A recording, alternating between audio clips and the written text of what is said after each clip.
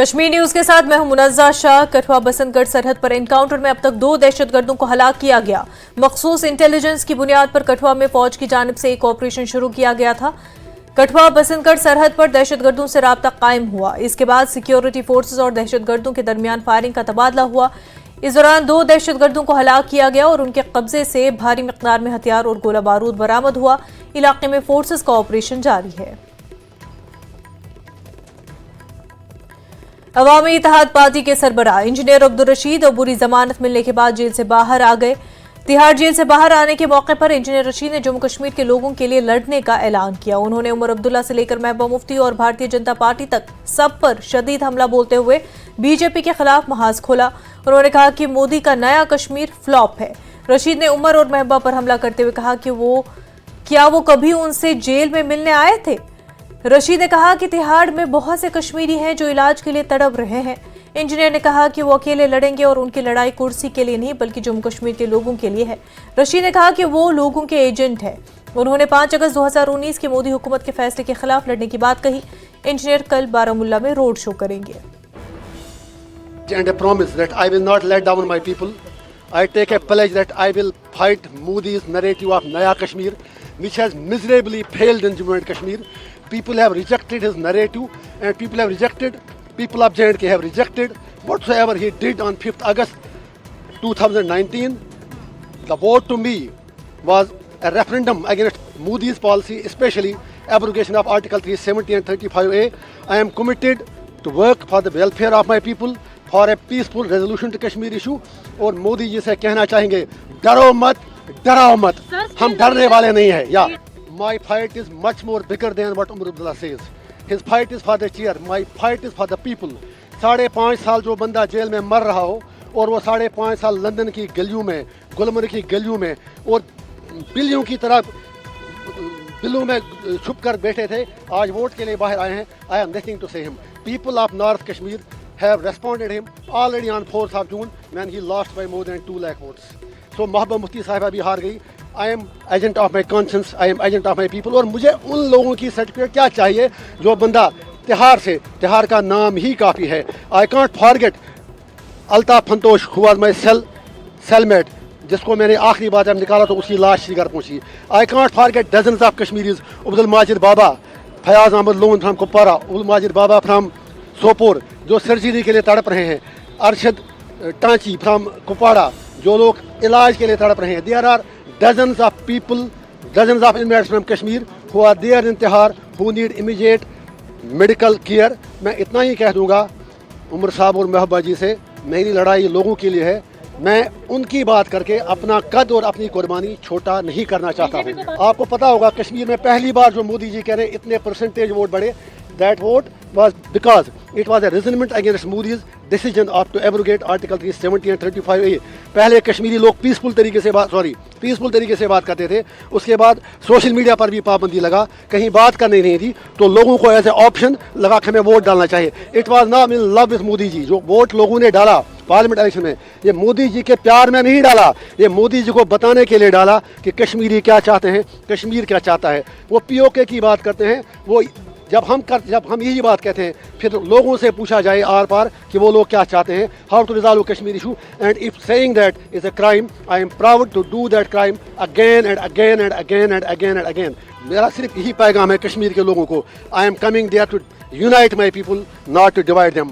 Kashmir belongs to us. हम अपनी धरती के लिए कोई भी कुर्बानी देने के लिए तैयार हैं। I will not exploit my people. My message to youth is focus on education, focus on your career, leave politics to us. It is my job to represent their sentiments and aspirations. उसके लिए अगर मुझे 1 तारीख को क्या उम्र भर भी तिहाड़ जेल में जाना पड़े, और if I am a separatist then entire Kashmir is gone out of your hands. फिर सारे लोग मेरे साथ हैं। Let you decide. I have taken oath in the constitution, but that doesn't debar me from telling the truth. Nehru had talked about Kashmir issue. Vajpayee ji had talked about Kashmir issue. Every leader, you have signed agreements in Shumla, in Tashkent, in Agra, everywhere. So how I am a separatist? Engineer Rashid के बयान पर senior BJP leader Ram Madhav ने सख्त रद्द-ए-अमल जाहिर किया। उन्होंने लिखा कि ये अलहदगी पसंद भारत मुखालिफ सरगर्मियों में मुलविस होने पर यूएपीए के तहत पिछले 5 सालों से जेल में है। वादे की सियासत को मजीद खराब करने के लिए जमानत पर रिहा है। माधव ने लिखा कि उनकी लैंग्वेज देखी जाए। मोदी मुखालिफ नारेबाजी, आर्टिकल 370 की बहाली, दहशतगर्दों को जेलों से आजाद करने की बातें, ये इससे मुख्तलिफ नहीं है जो उमर और या महबूबा मुफ्ती हत्ता की लोन जैसे एनसी, पीडीपी या पीसी गुपकार गैंग कह रहे हैं। वो मोदी के नए कश्मीर के ख्वाब को शिकस्त देना चाहता है और हम इस चैलेंज को कबूल करते हैं। नए कश्मीर का मार्च बिला इम्तियाज जारी रहेगा। तो वहीं इंजीनियर रशीद की अबूरी जमानत पर पीडीपी सदर महबूबा मुफ्ती ने कहा कि काश उन्हें पार्लियामेंट के इजलास के दौरान रिहा कर देते ताकि वो आवाम के लिए बात करते। अब उन्हें इंतखाबी मुहिम के दौरान रिहा किया जा रहा है, ये अच्छी बात है, लेकिन हजारों बेगुनाह नौजवान जेलों में हैं, उनको भी रिहा किया जाए। मुफ्ती ने कहा कि रशीद न सिर्फ जेल से लोकसभा का इलेक्शन लड़ा, बल्कि उनको अब उम्मीदवारों की तलाश की भी जरूरत नहीं पड़ी। एजेंसियां खुद उनके उम्मीदवार तलाश करती है ताकि वोट तकसीम हो जाए। उनको किसी किस्म की आसाइश नहीं दी जाती है और इंजीनियर साहब न सिर्फ खुद जेल से इलेक्शन लड़े, बल्कि उनको कैंडिडेट ढूंढने की भी जरूरत नहीं पड़ती। एजेंसीज खुद उनके कैंडिडेटों का इंतखाब करके उनको मैदान में खड़ा कर दिए वोट काटने के लिए। तो इतना पैसा कहाँ से आता है हमारे पास? तो हमारे कैंडिडेट्स के पास कोई, उनके पास में पैसा कहाँ से आता है? गाड़ियाँ कहाँ से आती है? वो तो खुद जेल में थे, ये कैंडिडेट किसने खड़े किए? ये सोचने वाली बात है। जिस तरह इंजीनियर साहब को उसने रिलीज किया, काश जब पार्लियामेंट सेशन चल रहा था उसको रिलीज किया होता ताकि वो जम्मू कश्मीर के मसलों की बात करें। कांग्रेस सदर मल्लिकार्जुन खड़गे ने अनंतनाग में कांग्रेस की रैली से खिताब किया और रैली में काफी तादाद में लोगों ने शिरकत की। डॉक्टर फारूक अब्दुल्ला, तारिक हमीद कर्रा और जी मीर भी रैली में मौजूद थे। खड़गे ने कहा कि बीजेपी फिरकावाराना हमआहंगी को तोड़ने की कोशिश कर रही है। एनसी और कांग्रेस इत्तेहाद ने बीजेपी को परेशान और डराया है, यही वजह है कि वो जम्मू कश्मीर के उम्मीदवारों की फहरिस्त को मुसलसल तब्दील कर रहे हैं। खड़गे ने कहा कि अमित शाह ने 3 बार जम्मू कश्मीर का दौरा किया और हर बार उन्होंने झूठ बोला। खड़गे ने कहा कि जम्मू कश्मीर में हालात बदस्तूर कशीदा है और मुसलसल हमले हुए हैं, मगर बीजेपी को शर्म नहीं आती। उन्होंने कहा कि यहाँ बेरोजगारी बढ़ रही है, कश्मीर में पीने के पानी की किल्लत और दीगर मसाइल है। उन्होंने कहा कि बीजेपी मुल्क के आईन को तोड़ रही है। एनसी और कांग्रेस मिलकर इस नाइंसाफी का मुकाबला करेंगे। उन्होंने कहा कि वो रियासत की बहाली के लिए जद्दोजहद करेंगे। एनसी और कांग्रेस असेंबली में ऐवान बाला और ज़ेर कायम करेंगे और मौजूदा हुकूमत के बंद किए गए 4400 स्कूलों को बहाल करेंगे। फारूक अब्दुल्ला ने कहा कि आज सवाल यह है कि हमें इज्जत के साथ जीना है या नहीं। उन्होंने कहा कि बीजेपी ने पूरे मुल्क में मुस्लिम मुखालिफ लहर पैदा की है और उन्होंने कहा कि वो रियासत 370-35 से वापस जरूर लाएंगे।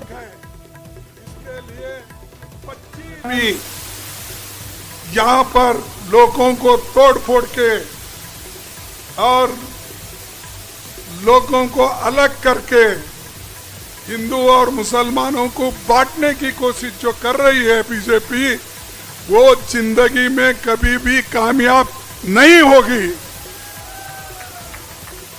हम सब लोग एक हैं, एक रहेंगे। ऐसे 1000 बीजेपी के कार्यकर्ता, आरएसएस के कार्यकर्ता आएंगे, बोलेंगे, लेकिन यहाँ के लोग झुकने वाले नहीं है और कांग्रेस पार्टी यहाँ लोगों के साथ है और यहाँ के जम्मू कश्मीर के साथ हम जुड़े हुए हैं।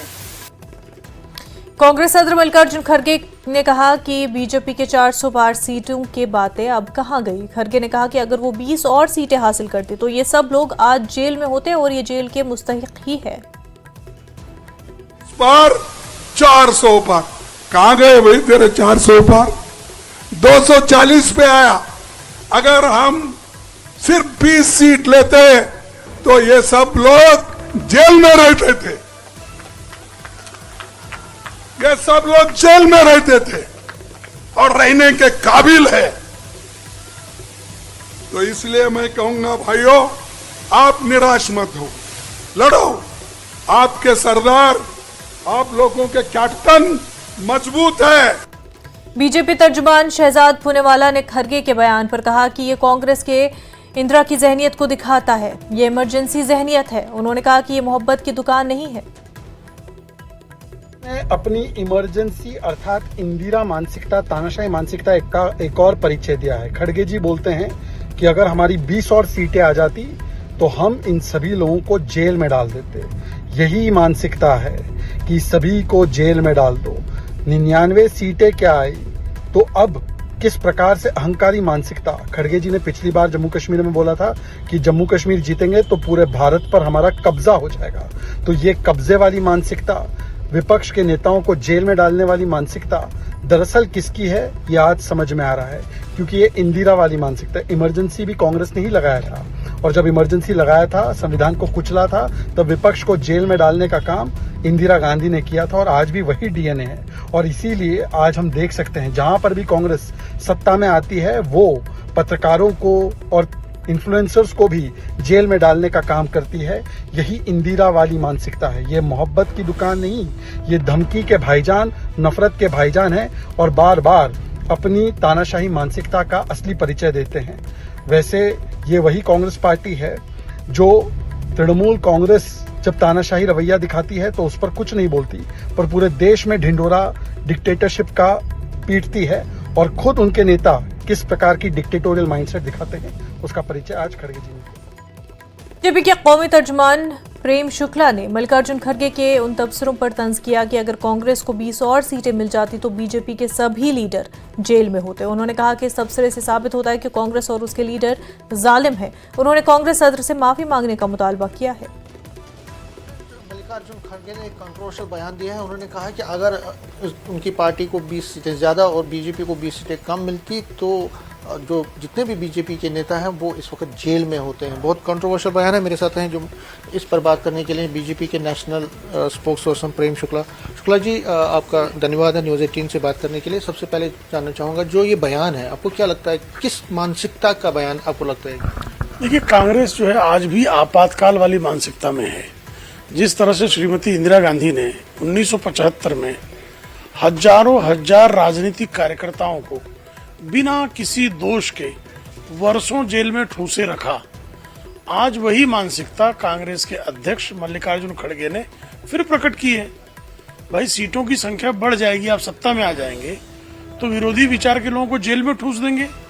ये भारत के संविधान में आपको किसने अधिकार दिया है? ये श्रीमान राहुल गांधी अमेरिका में बैठकर वो आरक्षण खत्म करने की बात करते हैं, अमेरिका में बैठकर इल्हान उमर से मिलकर पाकिस्तान परस्ती की बात करते हैं, और मल्लिकार्जुन खड़गे जो हैं भारत में खड़े होकर यह कहते हैं कि 20 सीटें और अगर भाजपा की घट जाती तो हम सारे लोगों को जेल में ठूस देते। किस अपराध में भाई? तो ये उनकी आपातकाल वाली, जो उनके मन में तानाशाही जो पलता है, उस तानाशाही की मानसिकता को उन्होंने प्रदर्शित किया है। इसी गांधी परिवार ने लाल बहादुर शास्त्री की पार्थिव लाश आई और उसका जो है पोस्टमार्टम नहीं किया, तो लाल बहादुर शास्त्री की संदिग्ध परिस्थितियों में एक तरह की हत्या ही की गई। प्रकाश नारायण के साथ बदला हुआ। जिस तरह से जो है उन्होंने आपातकाल में अटल बिहारी वाजपेयी जी को, आडवाणी जी को, जयप्रकाश नारायण जी को, तमाम विपक्षी नेताओं को, जॉर्ज फर्नांडिस समेत सबको जेल में ठूस रखा था। आज जो समाजवादी पार्टी उनके साथ टहल रही है, उसके मुलायम सिंह यादव जेल में थे। लालू प्रसाद यादव ने तो अपनी बेटी का मीसा देवी नाम ही इसलिए रखा कि वो मीसा के तहत अवैध तरीके से जेल में ठूसे गए थे। उनको माफी मांगनी चाहिए आपातकाल के अपराधों के लिए भी, आपातकाल की आज की जो उनकी मानसिकता है उसके लिए मल्लिकार्जुन खड़गे को, श्रीमती सोनिया गांधी को और श्रीमान राहुल गांधी को कान पकड़कर इस देश से माफी मांगनी चाहिए। न्यूज़ 18 से बात करने के लिए शुक्रिया। कैमरामैन आशु के साथ में समीर भट्ट, न्यूज़ 18 जम्मू। बीजेपी पर बड़ा हमला करते हुए एनसी के नायब सदर उमर अब्दुल्ला ने कहा कि बीजेपी इंजीनियर रशीद, जमात इस्लामी और दीगर समेत आज़ाद उम्मीदवारों को लगाकर एनसी को हराने के लिए अपने तमाम हरबे इस्तेमाल करने की कोशिश कर रही है। भद्रवा में एक अवामी रैली से खिताब करते हुए उमर ने कहा कि भारतीय जनता पार्टी असेंबली इंतखाबात के लिए पीपल्स कॉन्फ्रेंस और अपनी पार्टी जैसी जमातों के साथ पोलिंग के बाद इत्तेहाद करने के लिए अपने ऑप्शन खुले रखे हुए है। इसके अलावा वो आज़ाद उम्मीदवारों को भी खड़ा कर रही है जो मुल्क दुश्मन है और जेलों में बंद है। मेरे खिलाफ जिसने बारामुल्ला से इलेक्शन लड़ा था, आज जेल से छूट के आ रहा है सिर्फ 20 दिन के लिए यहाँ कैंपेन करने के लिए। इससे पहले जब पार्लियामेंट का इलेक्शन था, आपको याद होगा, अरविंद केजरीवाल भी इसी तरह अदालत से छूट के निकला था। उस वक्त की रीलें आप निकालिए कि बीजेपी ने उस वक्त अरविंद केजरीवाल के बारे में क्या कहा यह अदालत कर कैसे सकती है? आदमी को आप सिर्फ इलेक्शन के लिए बाहर का आने कैसे दे सकते हो? ये अदालत ने गलत किया है, ये जमहूरियत के खिलाफ है। पुरजोर उस फैसले की, अदालत के फैसले की बीजेपी ने मुखालफत की।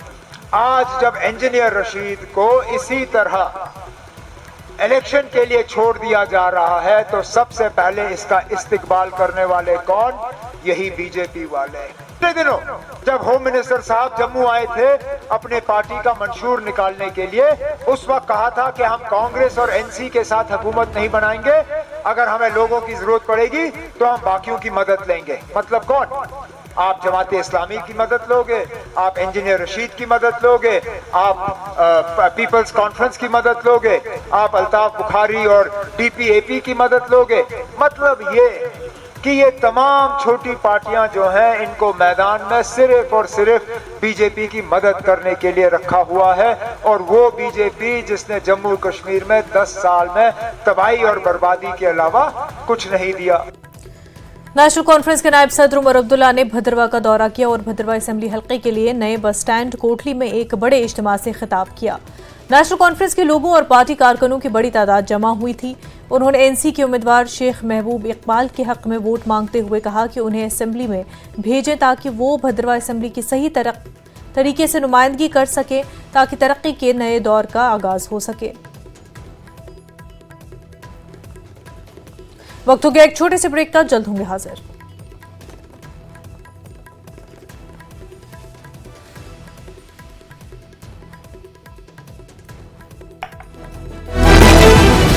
मीट फिर भी काम करवाए हैं उन्होंने। हाँ करवाए। तो राज बदलना चाहिए, यही रहना चाहिए? बदलना चाहिए जी, कांग्रेस को लेके आने जी। काम जी हमारे को दिखा नहीं, जब हमारे तो राशन कार्ड ही कट गए, फिर काम हुआ किस चीज का? कोई काम नहीं हुआ। हमारा तो कुछ नहीं हुआ, ना कोई काम हुआ। ये पानी कड़वा है, ये देखो पानी पी के देखो ना, चलू भर। अच्छा। चलू भर पी तो लो, पी के तो देखो चलू भर है। कड़वा पानी है जी, सारा बोर का पानी दे रहे हैं, थोड़ा थोड़ा दे रहे हैं। नहर का पानी तो आता ही नहीं है। बिल्कुल ही नहीं है। तो कहीं ना कहीं बीजेपी इसकी सरकार है 10 साल से, कोई काम नहीं किया इसके। तो काम तो ये देख ही रहे हैं ना सबको। ये देखो नाले को टूट रही है, देखो।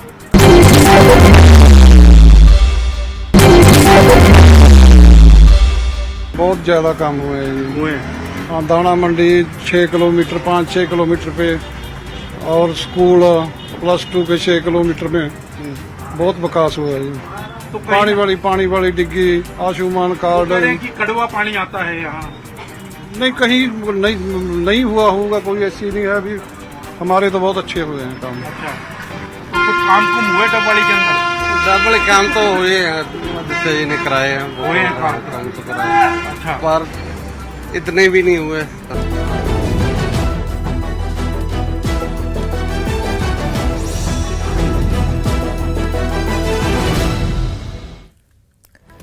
पीडीपी सदर महबूबा मुफ्ती ने बीजेपी की उस बात की वजाहत का मुतालबा किया कि आया जमात इस्लामी पर पाबंदी अब भी बरकरार है कि नहीं।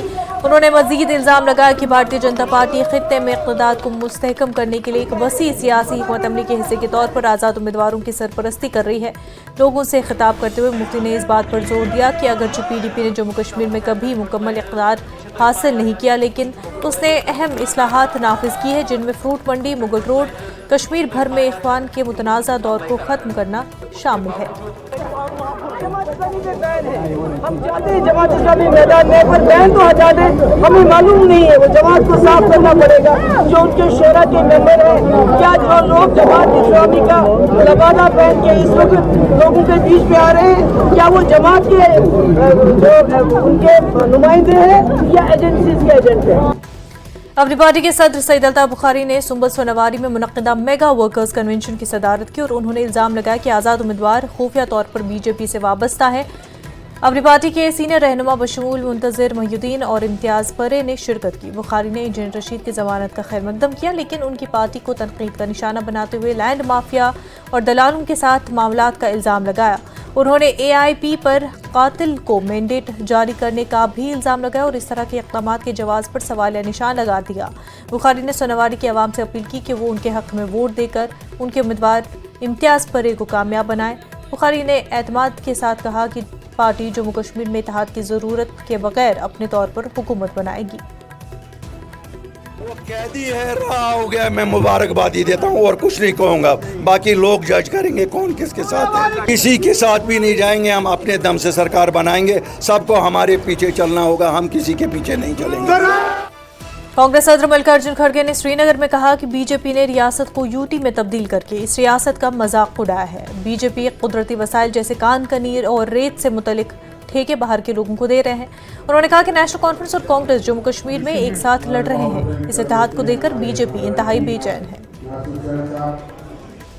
यहाँ के जनता से निवेदन करूंगा, यहाँ जो भ्रष्टाचार चरम पे है, यहाँ पर जो अनएम्प्लॉयमेंट है, यहाँ की जो महंगाई है, यहाँ का जमीन जो छीने जा रहा है, यहाँ का पानी की भी किल्लत है। इतना बड़ा सुंदर स्टेट रहते हुए बिजली की किल्लत है और हर चीज आज यहाँ पर जो पहले मिलती थी आज गायब है। तो इसीलिए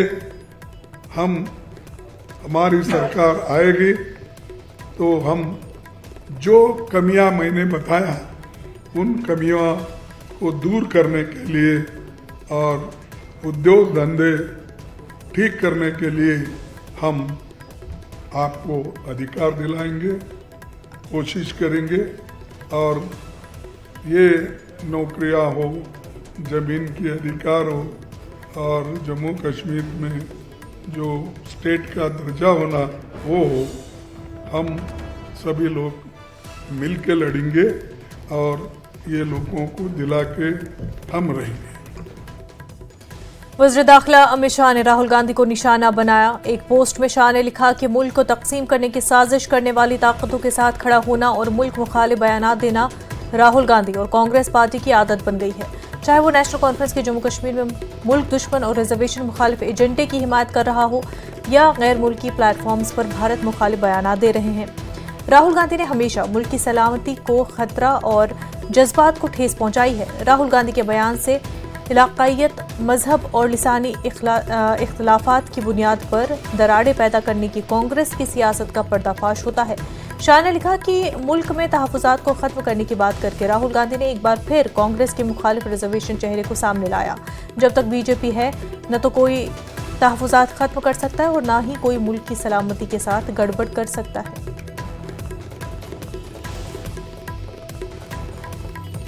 बारामूला असेंबली हल्के से आज़ाद उम्मीदवार और जमात इस्लामी के रुकन अब्दुल रहमान शाला ने कहा कि अगर वो इख्तियार में आए तो वो अपने आज़ाद मुतालबात समेत असेंबली के सामने रखेंगे। और उन्होंने कहा कि अगरचे जमात इस्लामी पर पाबंदी है, इसलिए उन्होंने बारामूला सीट से आज़ाद उम्मीदवार के तौर पर इलेक्शन लड़ने का फैसला किया। उन्होंने कहा कि जमात ने कई असेंबली और पार्लियामेंट के इलेक्शन लड़े हैं और ये इलेक्शन लड़ना उनके लिए कोई नई बात नहीं है। उन्होंने अपने कागजात नामजदगी दाखिल किए। जानते हैं कि सेनेटर बदल चुका है, नैरेटिव बदल चुका है, इसलिए आप ये भी जानते हैं कि जमात पर पाबंदी है। तो इंडिपेंडेंट कैंडिडेट आए हम और हमने सोचा that we will plead the case in the assembly and that is all। इस बारे में आप क्यों कहते हैं? आप क्यों ये सब इग्नोर कर रहे हैं? जमात से मैंने 1972 में भी इलेक्शन लड़ा है, बल्दियाती इलेक्शन लड़े हैं, टाउन के इलेक्शन लड़े हैं, असेंबली के इलेक्शन लड़े हैं और पार्लियामेंट का भी इलेक्शन है। This is not new for people. तो आपका मैनिफेस्टो क्या रहेगा? मैनिफेस्टो हमारी डिमांड होगी because it is not the party manifesto. I am contesting independent candidate, so I will have independent these demands before which I will if I am successful I will put before the government. एक कश्मीरी पंडित खातून आरती नेहरू ने सोपोर से आज़ाद उम्मीदवार के तौर पर अपना पर्चे नामजदगी दाखिल किया। रफियाबाद के गांव पांसला से ताल्लुक़ रखने वाली आरती ने कहा कि उनके वालिदा पीडीसी हैं।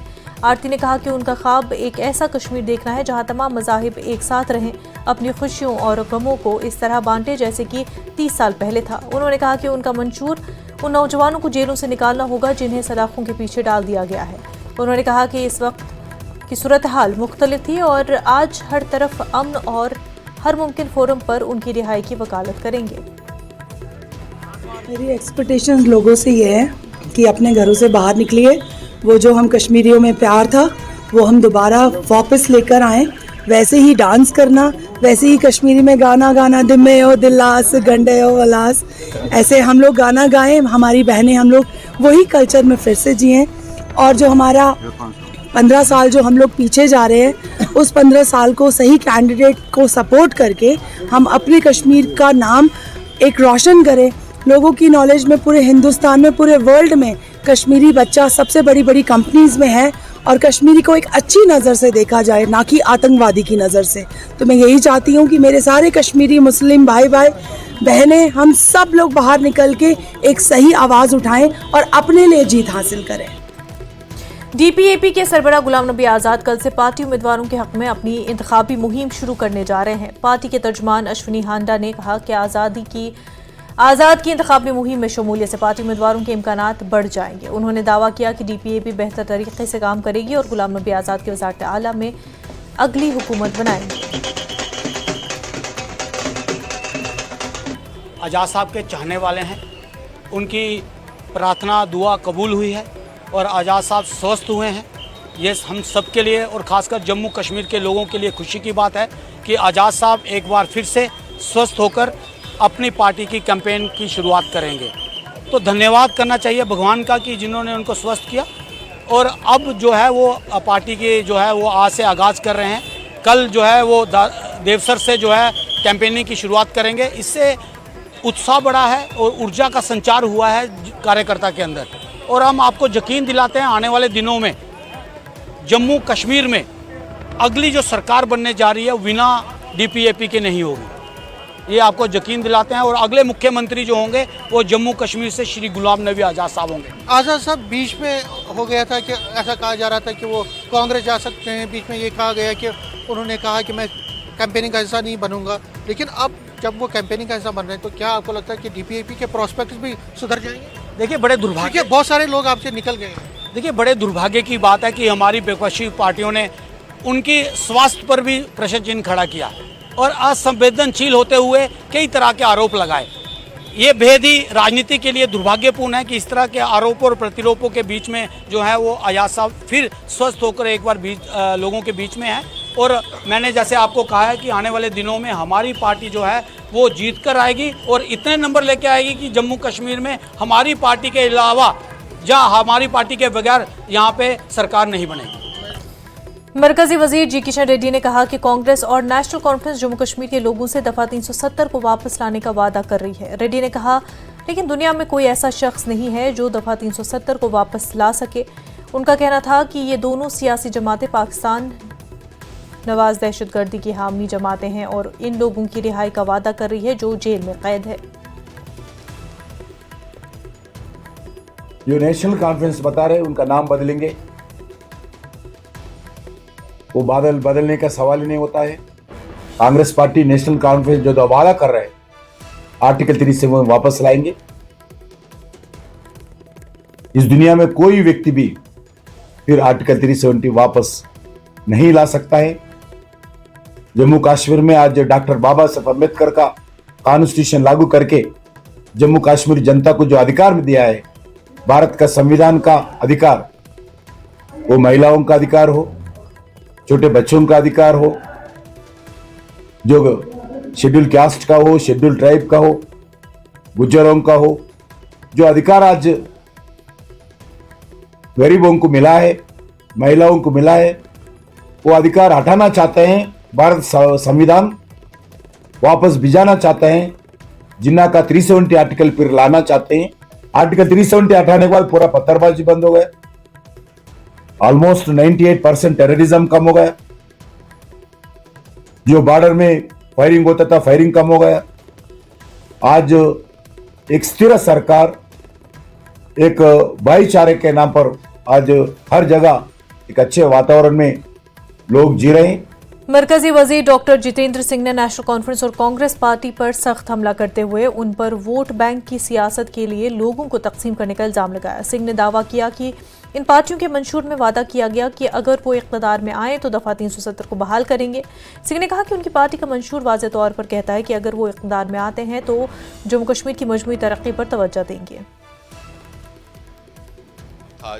आज हम चेन्नई में हैं। बलवंत सिंह मनकोटिया जी का नामांकन भरने के लिए भारतीय जनता पार्टी की ओर से जनता अपना मन बना चुकी है कि मोदी जी के नेतृत्व में जिस तरह से सारा हिंदुस्तान एक विकास की तीव्र गति की यात्रा में निकल चला है, जम्मू कश्मीर भी उसका हिस्सा बने। ये चनैनी जैसा छोटा कस्बा जिसकी अपनी एक रिवायत रही है, अपना एक सरमाया भी है, वो भी इसका हिस्सा बने। और क्यों ना बने, यही एक स्थान है जिसके बहुत नज़दीक मानतलाई नाम की एक जगह है।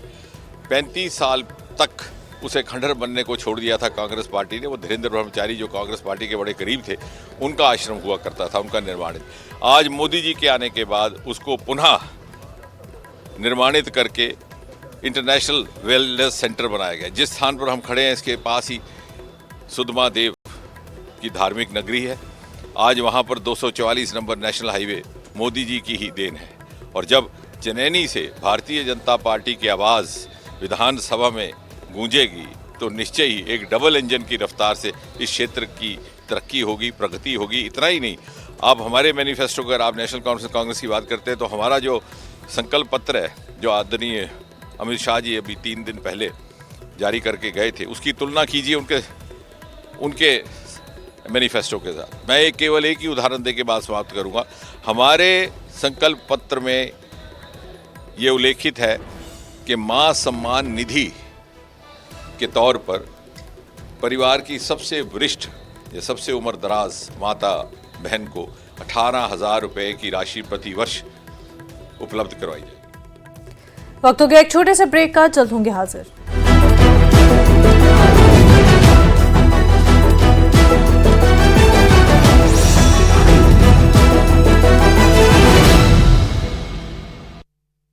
मीट तो विधायक जी की चलती चलती है, विधायक जी चलती है। क्या कहेंगे जी बाबूजी कि काम कुम हुए कुछ डबवाड़ी के अंदर? मैं तो रोडी हल्के से। अच्छा, रोडी हल्के में, रोडी में हो रहे हैं काम कुम? बस हमारा तो रिजर्व है, रिजर्व में क्या काम होने आपको बताइए। अच्छा, क्या कहेंगे जी, डबवाड़ी में हुए कुछ काम कुम? हाँ जी, काम तो हो रहे हैं। हो रहे हैं।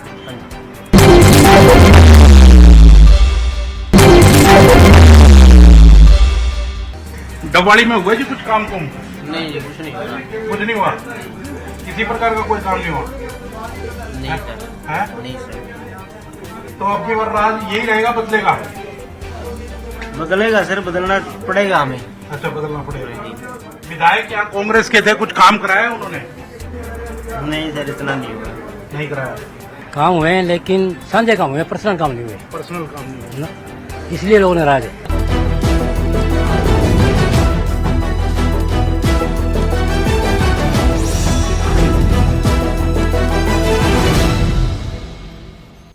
ब्रेक के बाद आपका खैर मकदम। पीडीएफ के चेयरमैन हकीम मोहम्मद यासीन ने इंडिया अलायंस को तनकीद का निशाना बनाते हुए कहा कि ये इत्तेहाद सिर्फ इक़्तिदार के लिए है। उन्होंने कहा कि ये लोग वाज़ेह क्यों नहीं करते कि इक़्तिदार में आने के बाद पार्लियामेंट में किस तरह दफ़ा 370 को वापस लाएंगे। हकीम यासीन ने अर्जल बडगाम में अवामी जलसा मुनक़िद किया। इंडियन मैं सबको जानता हूँ, क्या यहाँ PhD नहीं बना? कहाँ है वो PhD बनाना 370 के लिए? ज़रा यही है इंडियन अलायंस के साथ, उन्होंने वादा किया बराबर, बल्कि इलेक्शन के लिए इस एजेंडा अलायंस और वो जो इनका बना था उसको तहस नहस कर दिया। यही कहते हैं कि इंडियन अलायंस में वो लोग हैं, ये कांग्रेस का जो प्रेसिडेंट है वो ज़रा ऐलान करे, वाज़ा करे अपने मंशूर में, जब हम पार्लियामेंट में जाएंगे हम जम्मू कश्मीर के लोगों को 370 वापस देंगे।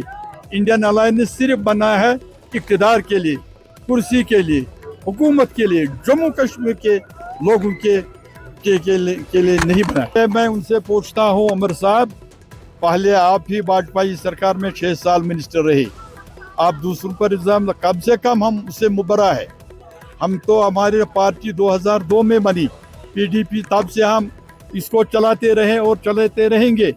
बाकी कुछ यहाँ प्रॉक्सी कैंडिडेट्स है, मुझे नाम लेने की ज़रूरत नहीं है, बल्कि वो इलेक्शन लड़ना है, हर एक का हक है। प्रॉक्सी कौन है, प्रॉक्सी कौन नहीं है, वो फैसला करेगी। मगर बीजेपी का यहाँ साथ देना, यहाँ लाना, नेशनल कॉन्फ्रेंस, बीजेपी को यहाँ लाना, साथ देना PDP, बात को ये इल्ज़ाम तराशी करना।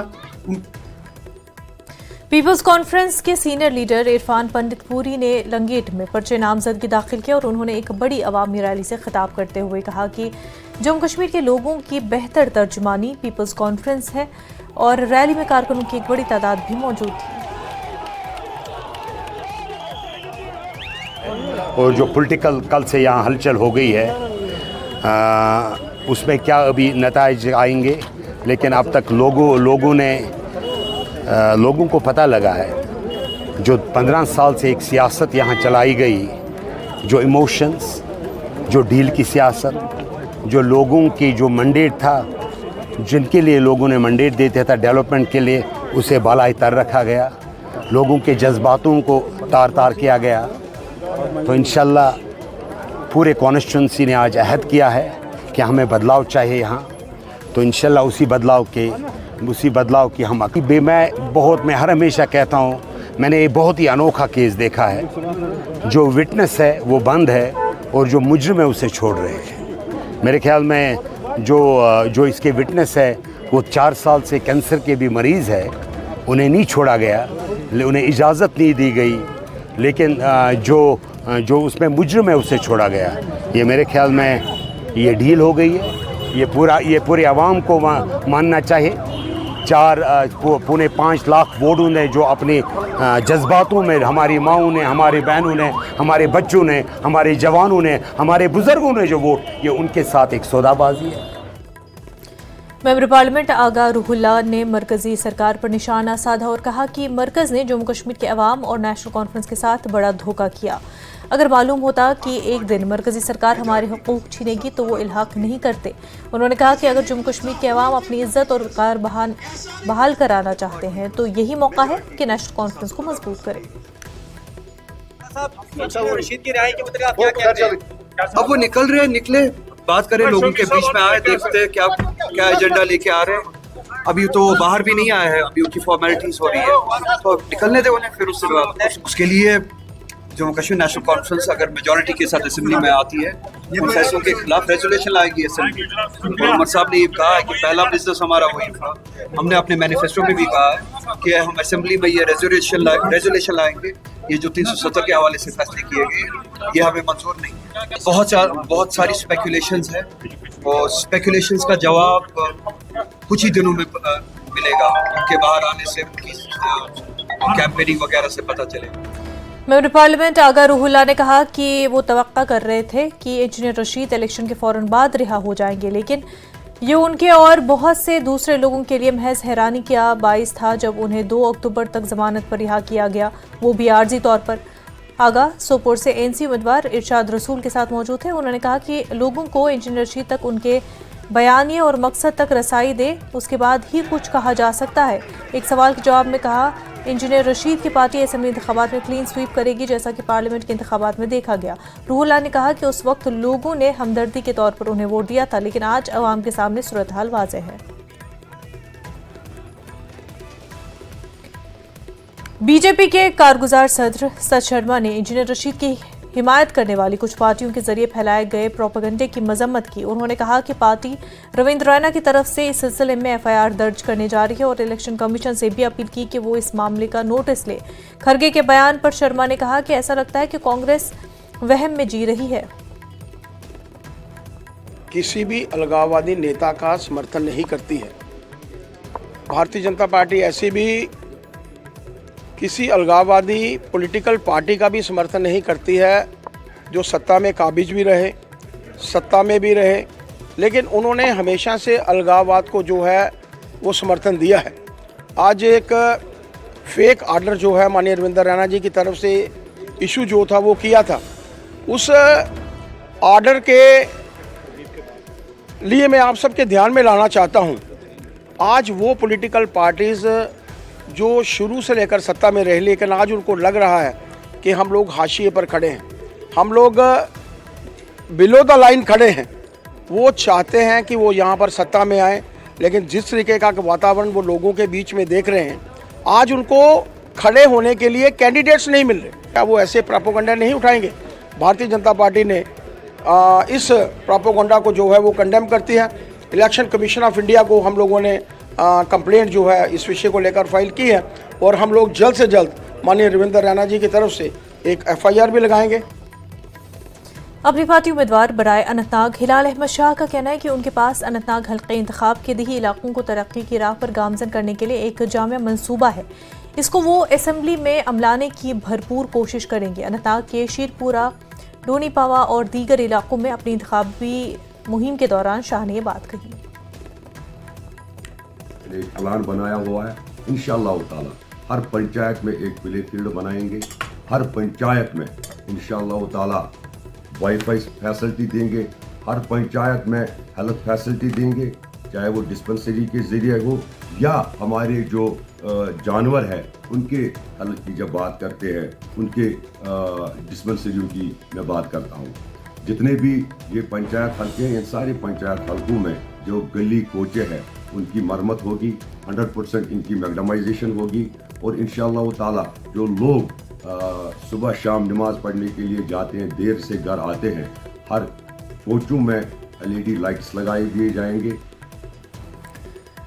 भारतीय जनता पार्टी के विजयपुर असेंबली के उम्मीदवार चंद्र प्रकाश गंगा ने अपने कागजात नामजदगी दाखिल किए और इस मौके पर मुनक्किदा जलसे आम से खिताब करते हुए बीजेपी के रुकन पार्लियामेंट जुगल किशोर शर्मा ने कहा कि सिर्फ बीजेपी ही जम्मू कश्मीर के साथ साथ अवाम की तरक्की कर सकती है और बीजेपी अपनी हुकूमत बनाएगी। वो लोग जो 47 वापस जाना चाहते हैं। एक मोदी जी हैं जो देश को आगे लाना चाहते हैं, इस रियासत को टेररिज्म का हब नहीं टूरिज्म का हब बनाना चाहते हैं। इंडस्ट्री, ग्रोथ, रोजगार, हम उस सपने को संजोए हुए हैं।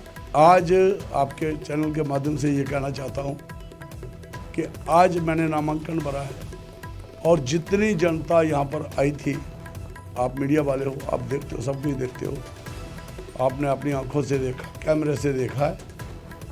मेरे ख्याल में आपको स्टेट में इतना जन समर्थन नहीं मिला होगा एक इंडिविजुअल कैंडिडेट के लिए।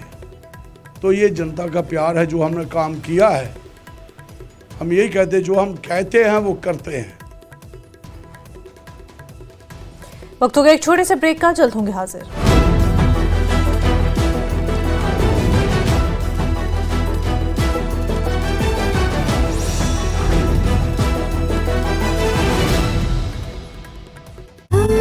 भी अपने काम होने चाहिए, सारे काम होते हैं। यहाँ से जननायक जनता पार्टी की 2014 से 19 विधायक थी, अब दिग्विजय चौटाला चुनाव लड़ रहे हैं, तो कुछ रिस्पॉन्स मिलेगा? हाँ, थोड़ा बहुत मिलेगा, लेकिन वो बात नहीं। मुकाबला होगा बीजेपी और कांग्रेस में। अच्छा, मुकाबला बीजेपी कांग्रेस में रहेगा। उनमें इनेलो का भी ये गढ़ रहा है। इनेलो का गढ़ रहा है, लेकिन कैंडिडेट के ऊपर है। कैंडिडेट अभी उनका कौन आता है, इनके परिवार से आएगा तो हो सकता है कुछ आ जाए, अगर कोई और आएगा तो मुश्किल है। बड़ी हो रही है जी बात, काम हो रहे हैं। क्या क्या काम हुआ है? काम क्या है जी, बात कोई सड़कों गलियों का माड़ा मोटा चल रहा है काम। चल रहा है। तो यहाँ विधायक तो कांग्रेस के हैं, तो कुछ करवा पाए वो? हाँ, कांग्रेस के विधायक ने कुछ नहीं करवाया। नहीं करवाया ना। तो अब लगता है कि सरकार बदलेगी या यही रहेगी?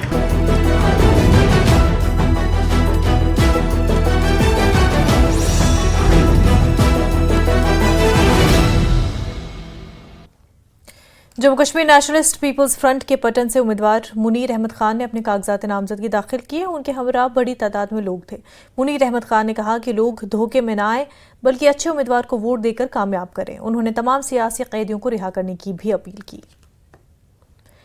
पीपल्स डेमोक्रेटिक पार्टी के उम्मीदवार ताहिर कादरी ने सोनवारी असेंबली हल्के के लिए अपना कागजात नामजदगी दाखिल किया। उनके साथ पीडीपी के सीनियर लीडर नईम अख्तर और सईद सजाद हुसैन के अलावा पीडीपी के सैकड़ों हामी भी मौजूद थे। ताहिर कादरी के कागजात नामजदगी जमा कराने से कबल सुंबल में रैली निकाली गई। ऊडी असेंबली हल्के के लिए नेशनल कॉन्फ्रेंस के उम्मीदवार डॉक्टर सजाद शफी ने ऊडी में रिटर्निंग ऑफिसर के सामने अपना पर्चे नामजदगी दाखिल किया और इस मौके पर रैली निकाली गई, जिसमें उनके कारकुनों और हामियों की बड़ी तादाद ने शिरकत की। वहीं अनंतनाग वेस्ट से एनसी उम्मीदवार एडवोकेट अब्दुल मजीद लारमी का कहना है कि अगरचे असेंबली सेगमेंट नया है, लेकिन इसके बावजूद एनसी को अपने हरीफों से कोई मुकाबला महसूस नहीं होता। प्रिंटी दयालगाम और मुतसल इलाकों में रोड शोज और अवामी मीटिंगों से खिताब के दौरान एडवोकेट लारमी ने कहा कि एनसी के साथ लोग ज्यादा तादाद में जुड़ रहे हैं, जिससे ये बात आया होती है कि लोग अब अपने मसाइल के हल के हवाले से एनसी का साथ देंगे। एनसी के सोनावारी से उम्मीदवार हिलाल अकबर लोन ने सुंबल में अपने कागजात नामजदगी दाखिल किए। लोन के साथ नेशनल कॉन्फ्रेंस के हामियों की एक बड़ी तादाद मौजूद थी। हिलाल अकबर लोन ने कहा कि उनके लिए यह मसरत का मकाम है कि उन्होंने पर्चे नामजदगी जमा किया और ये उनकी जीत की जाने पहला पड़ाव है। एनसी के सीनियर लीडर चौधरी मोहम्मद रमजान ने हंदवाड़ा में पर्चे नामजदगी दाखिल किया। उन्होंने कारकुनों की एक भारी अवामी रैली से खिताब किया। उन्होंने कहा कि एनसी एक जमात ही नहीं बल्कि एक तहरीक है। उन्होंने कहा कि नेशनल कॉन्फ्रेंस के बगैर दीगर जमाती एजेंसियों की पैदावार है। तो वहीं लाल चौक से बीजेपी के उम्मीदवार इंजीनियर एजाज हुसैन ने बालहामा, खन्मू और सेमपुरा इलाकों में घर घर जाकर अपनी इंतखाबी मुहिम जारी रखी। इस मौके पर एजाज ने लोगों से उन्हें कामयाब बनाने की अपील की। चिनैनी हल्के से बीजेपी उम्मीदवार बलवंत सिंह मनकोटिया ने अपना पर्चा नामजदगी दाखिल किया। उनके साथ मरकजी वजीर डॉक्टर जितेंद्र सिंह भी थे। इससे पहले बलवंत ने एक रोड शो किया जो उधमपुर से शुरू हुआ और नेशनल हाईवे और चिनैनी मार्केट से गुजरकर बस स्टैंड पहुंचा। इस रोड शो में सैकड़ों लीडरों के साथ साथ मनकोटिया के हामियों ने भी शिरकत की। बीजेपी लीडर तरुण चुग ने कठवा में इंतखाबी रैली से खिताब करते हुए कहा कि आर्टिकल 370 को वापस लाने का ख्वाब देखने वाले मुंगेरी लाल का ख्वाब देख रहे हैं। उन्होंने बीजेपी उम्मीदवार राजीव जसरोटिया की इंतखाबी रैली में हिस्सा लिया।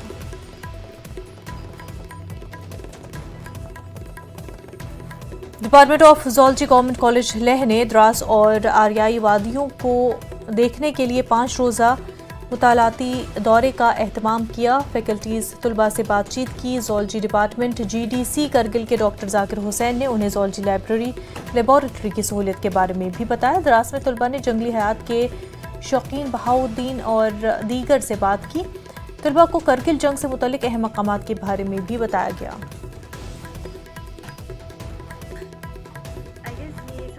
बढ़िया चीज़ ये हुई कि zoology as a zoology student मुझे रियल में देखने को मिला brown bear, Himalayan brown bear जो एक सब स्पीशीज़ है हमारे बियर्स का। सो वो मेरे लिए बहुत ज़्यादा ही I was very very shock to see it. और उन्होंने पहले तो हमने एक 7 इयर्स की मदर और उसकी बेबी को देखा और उसके बाद एक बड़ा सा बेयर जो उन्होंने कहा कि एक मेल बेयर है वो मीटिंग के लिए गया है। उसके चंडीगढ़ से बड़ी खबर आपको बता दें, चंडीगढ़ के सेक्टर 10 की एक कोठी में बम मिला है। इतला मिलते ही सभी आला ओहदेदार मौके पर पहुंच गए हैं और मौके पर बम विस्फोट दस्ते और पुलिस के आला अफसरान भी मौजूद है। तो इस वक्त की बड़ी खबर आपको चंडीगढ़ से बता रहे हैं, जहां पर सेक्टर 10 की एक कोठी में बम मिला और इतला मिलते ही तमाम आला ओहदेदार मौके पर पहुंचे। मौके पर बम विस्फोटक दस्ते और पुलिस के आला अफसरान भी मौजूद है। कोठी के हवाले से मजीद इतला और अभी तक इस हवाले से जानकारी आना अभी बाकी है, लेकिन आपको बता दें कि सेक्टर 10 की कोठी में ये बम मिला है, जहां पर आला ओहदेदार पुलिस के आला अफसरान इस वक्त मौजूद है। बम डिस्पोजल स्क्वाड भी वहां पर मौजूद है। पूरी सिचुएशन का जायजा लिया जा रहा है।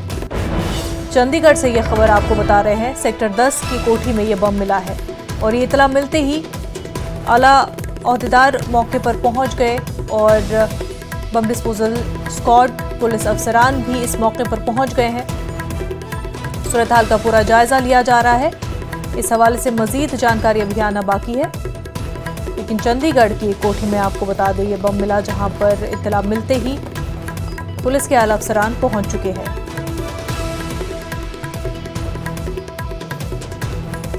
बम विस्फोट दस्ते के जरिए इस बम को नाकारा बनाया जाएगा और यही वजह है कि वहां पर आला ओहदेदार और पुलिस के आला अफसरान इस वक्त मौजूद हैं। जिस कोठी में ये बम मिला है उसको फोर्सेस ने घेर लिया है। वहां पर बम डिस्पोजल स्क्वाड भी पहुंच चुका है जो इस बम को नाकारा बना देंगे। पुलिस के आला अफसरान भी वहां पर मौजूद है। इलाके को घेरे में लिया गया है।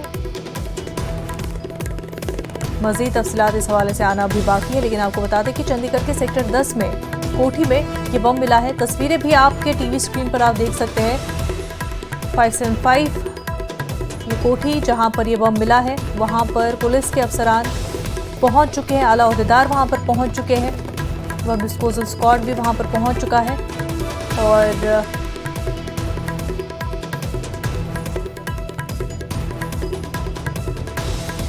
आगे बढ़ते हैं। IFS असरान के लिए इकोसिस्टम हेल्थ कार्ड की तैयारी पर 3 रोज़ा तरबियती वर्कशॉप लेह में इख्तिताम पजीर हुआ। ICFRE हिमालयाई फॉरेस्ट रिसर्च इंस्टीट्यूट शिमला ने तरबियती वर्कशॉप का एहतमाम किया और इसे माहौलियात, जंगलात और मौसमियाती तब्दीली की वजारत के स्पॉन्सर किया और इस वर्कशॉप में 16 रियासतों के कुल 26 IFS अफसरान ने हिस्सा लिया।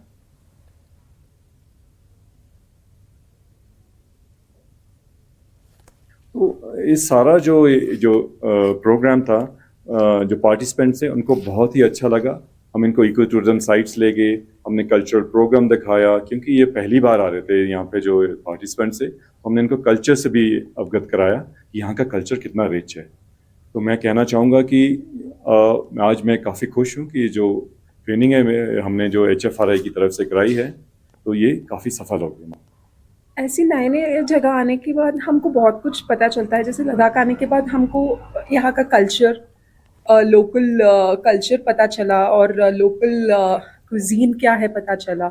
एंड यहाँ का हम इको टूरिज्म साइट्स गए थे और कुछ मोनास्ट्रीज गए थे और महाबोधि इंटरनेशनल वहाँ पे भी गए थे। तो यहाँ का बहुत कुछ चीज़ें हमको सीखने का मिला। तो नया जगह जाने से we get to know about the culture, we get to know about the management practices in terms of, like, you know, since we are come here for forest management and all that, we get to learn about the forest management and the protected area management also.